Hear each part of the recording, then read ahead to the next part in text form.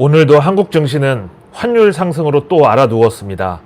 거의 우리한테 이 환율은 거의 진짜 통풍급 아니에요? 하여간 이거 올라오는 날은 그냥 꼼짝없이 누워있는 것밖에는 할 수 있는 게 없어요. 통풍이 진짜 그렇게 고통이 극심하다잖아요. 그래서 바람만 불어도 진짜 아프다고 해야지 통풍이라는데, 왜 제가 이거를 우리 환율을 통풍에 비유하냐면은, 통풍 일으키는 요인이 정말 너무 많고 다양해가지고 뭐 한 달 전에는 유로화 환율에 동조화돼서 우리 환율 올랐다고 하고, 지난주에는 위안화 환율이 올라가지고 또 같이 올랐다 그러고, 오늘은 또 영국 파운드화 가치가 급하게 추락하면서 또 이것 때문에 우리 원화 가치가 동반으로 쓰레기통 부근까지 가버렸다고 하네요. 오늘 아시아 외환시장 개장하자마자 진짜 영국 파운드화가 5% 순간 급락 나오면서, 지난 1985년도 왜 그 영란은행이 조지 소로스한테 겁탈당했을 때 거의 그 저점을 깨고 완전히 박살이 났었습니다. 영국하고 관련해가지고는 내일 뉴스 미리 보기에서 결국 영국이 IMF 구제금융까지 갈 수밖에 없다는 그런 시각을 이제 전해 드렸었는데요. 영국은 지난 그 브렉시트 추진하면서 진짜 그거를 지금 생각하면 왜 굳이 유로존하고 그 결별을 하려고 했는지 모르겠는데, 뭐 다 정치적인 요인 아니었을까 싶은데요. 하여튼 그때 그 브렉시트 하는 과정에서 진짜 당장 저녁 찬거리 살 돈만 빼놓고 다 유로존한테 뭐 위자료든 빚잔치든 하여튼 있는 돈 다 퍼줬는데, 그러고 나서 곧바로 코로나를 또 맞아가지고 영국 정부 재정이 더 엉망이 된 거예요. 그래서 지난주 영국에서 쿼지 쿼댕 재무장관이 50년 만에 최대 감세 정책을 발표하면서 적극적 경기 부양 의지를 내비쳤습니다.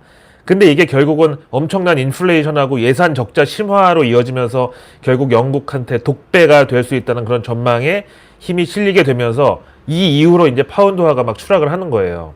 여기에 대해서 런던 페퍼스톤 리서치의 크리스 웨스톤은 파운드화가 완전히 몰매를 맞고 있다고, 멍석마리를 당하고 있대요, 지금 외환시장에서. 그러면서 투자자들은 이제 영란은행의 대응을 주시하고 있다.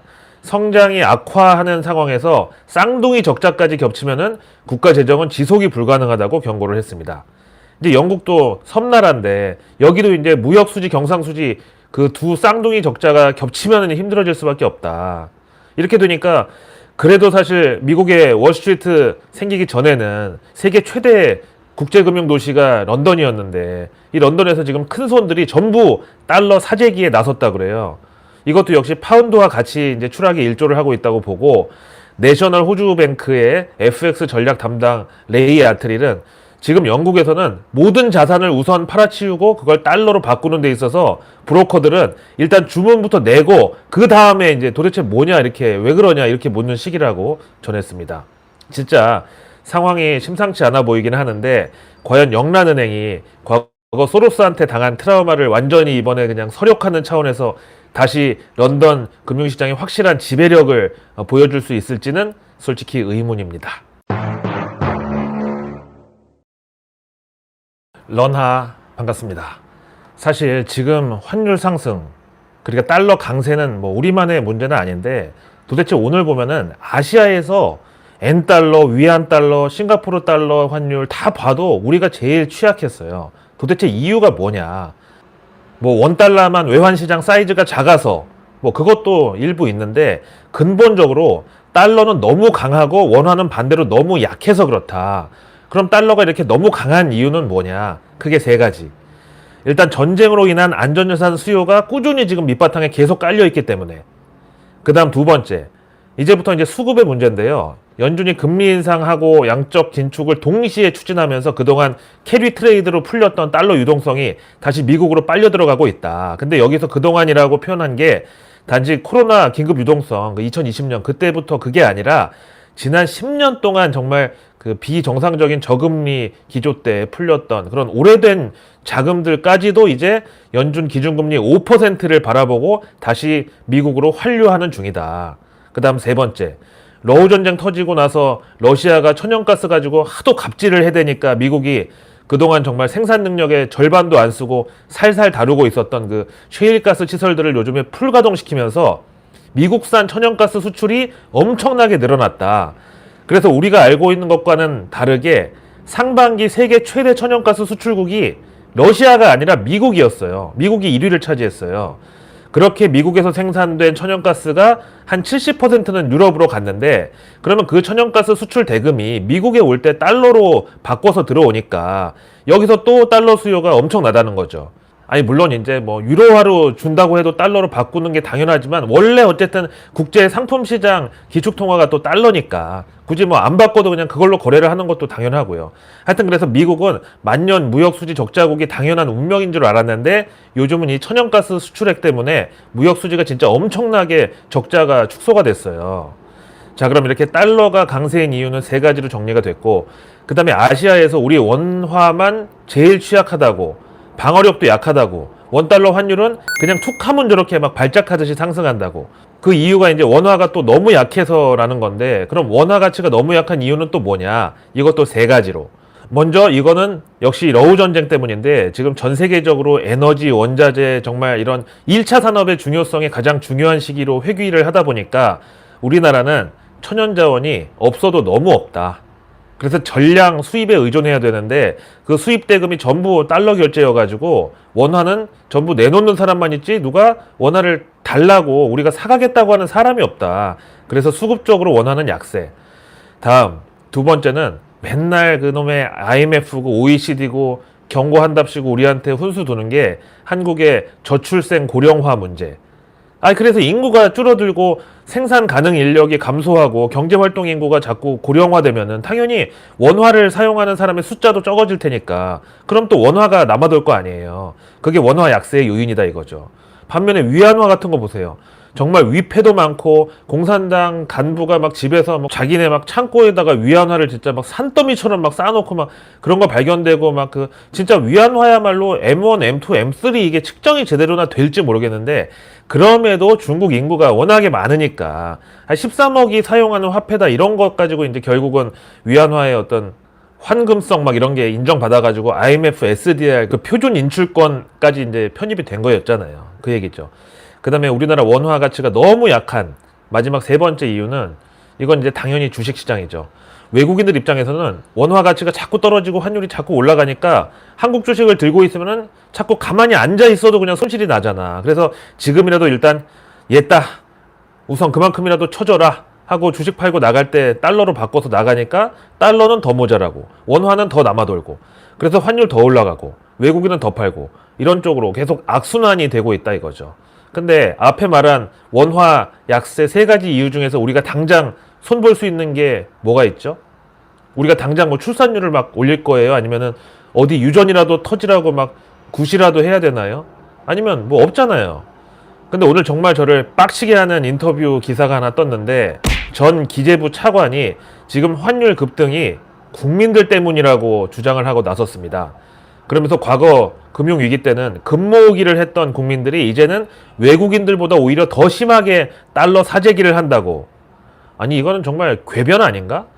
집에 달러 쌓아놓고 있는 사람들은 오히려 정치인들, 기득권들, 재벌들, 그리고 일부 뭐 우리나라 서학개미들이 미국 주식 갖고 있으니까 그 달러 수요 말고는 누가 사재기를 한다는 거죠, 일반 국민이? 근데 이 양반이 과연 누구냐 하면은 바로 기재부 퇴직하고 곧바로 전관발로 해시드 오픈 리서치라는 코인 투자 전문 엑셀러레이터 대표로 가가지고 그 모 회사 해시드에 루나하고 테라 투자 대박을 진두지휘한 인물입니다.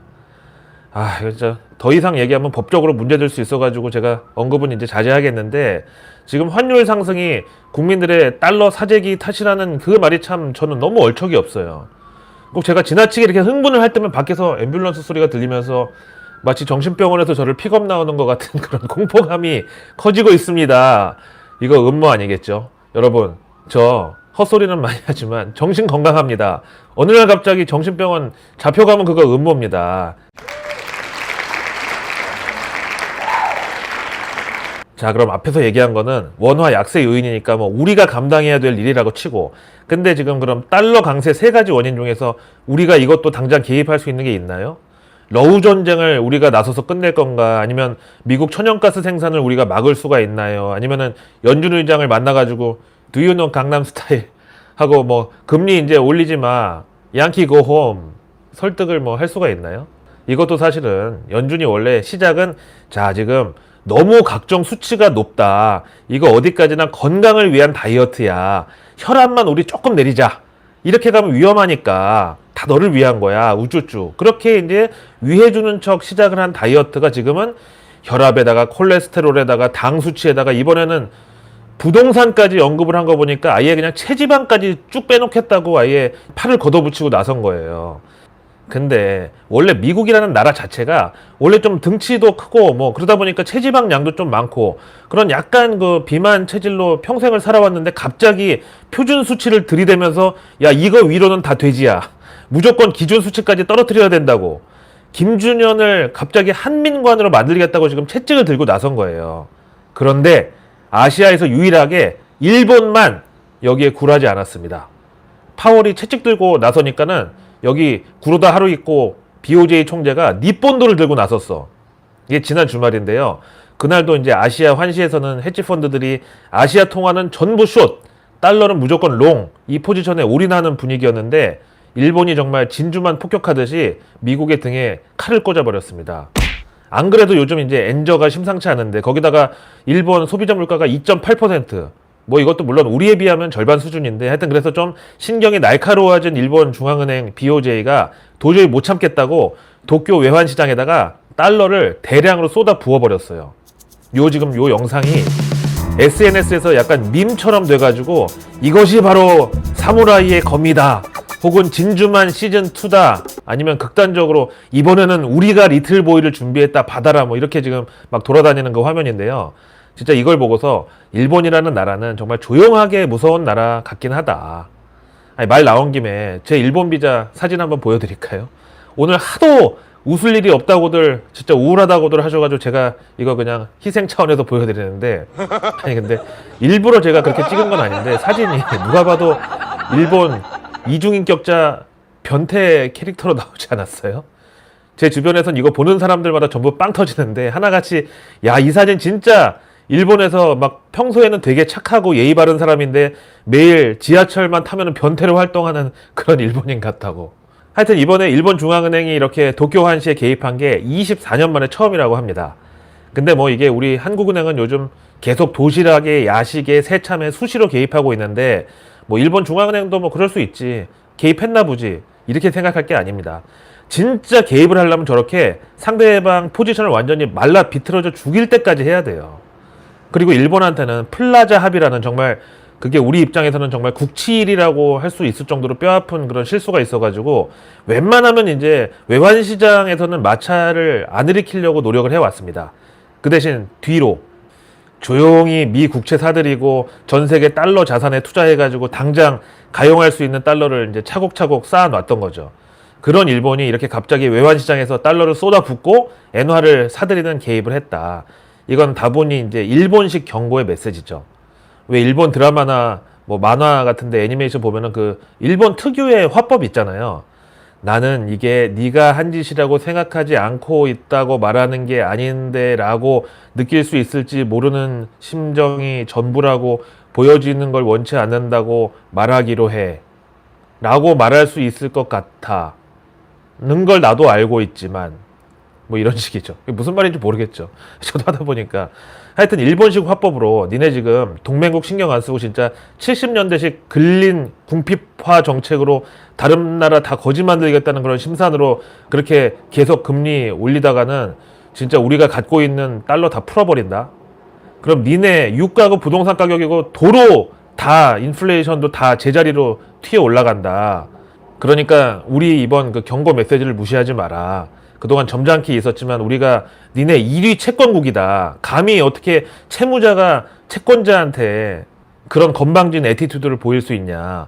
거기다가 우리가 저렇게 도쿄 환시에다가 달러 갖다 쏟아붓는 거 그거 다 니네 미 국채 판돈으로 앞으로 될 테니까 두고 봐라. 이런 복선까지. 거기다가 일본은 세계 1위 외환보유국인데 일본의 7월 말 기준 외환보유액이 1조 3,230억 3,400만 달러, 우리 돈으로 1,717조 7천억 원. 일단 연준이 지금 매달 실시하는 QT, 그 양적 긴축의 규모가 900억 달러. 이걸 이제 지난 주말 같은 달러 폭탄으로 전부 나가리로 만들 수 있는 그런 작업을 무려 1년 넘게 지속할 수 있는 게 바로 일본이 보유한 달러라고요. 여기 물론 미국 국채도 외환 보유고에 들어있는데 이거를 팔면 이제 당연히 뭐 미 국채 같은 거야. 중국이든 어디든 수요가 계속 대기하고는 있지만 미국 입장에서는 자기네 국채 물량하고 달러가 동시에 시장에 풀려버리면 어떻게 되겠어요. 갑자기 달러 가치 폭락하는 우려가 생길 수 있잖아요. 여기에 대해서 삭소뱅크 리서치에서는 현재 시장의 우려는 연준의 긴축 사이클이 더 오래 연장될 것인지, 그리고 연준의 양적 긴축 가속화, 여기에 몰려있다고 하지만 사실 이면에 보면은 일본 중앙은행 BOJ의 환시 개입 자금을 위한 미 국채 매도로 더 많은 국채가 시장에 쏟아져 나올 수 있을지 여기까지도 걱정이 뻗쳐 있다고. 그래서 연준의 발목을 잡는 게 의외로 일본은행 BOJ가 될 수 있다는 의미심장한 메시지가 이렇게 나와 있습니다. 하여튼 지난 주말 일본이 이렇게 아시아에서 존재감을 드러내기 시작하니까 외국계 헤지 펀드들이 야, 이거 무조건 달러 롱 엔화 숏 잘못 한 방향으로 배팅하다가는 잘못하면 진짜 사무라이의 칼날에 베어가지고 목 날라가겠구나 하면서 실제로 지난주 도쿄 환시에서 쏟아지는 저 순간 거의 심장마비 직전까지 갔다는 사람들도 많았다 그러더라고요. 아니, 안 그렇겠어요? 그냥 옆집 여동생으로 고분고분하게 착하게 그냥 항상 말도 없고 그런 여하구가 26년 만에 갑자기 칼을 들고 막 휘둘르는데, 하여튼 그렇게 달러 롱 엔숏 투기 세력들이 이제 엔화 하방 공격으로부터 후퇴를 하면서 대신 그게 일시에 가까이 있는 우리나라 원화 숏 포지션으로 왔다 이거예요. 그래서 환율이 이번에는 1430원 턱 밑에까지 일시에 뚫려버렸는데, 근데 이제 당분간 여기를 고점으로 추가 공격은, 그러니까 원달러 환율 추가 급등은 조금 쉬어갈 가능성이 저는 크다고 봐요. 자, 오늘은 우리 증시 급락 그리고 환율 급등에 대한 긴급 리포트로 일찌감치 전해드렸고요. 매일 저녁 7시 내일 뉴스 미리 보기를 통해서 상위 1% 정보 취급자들이 독점해온 정보를 여러분들과 공유하는 시간, 정보 민주화로 함께 달리겠습니다. 감사합니다.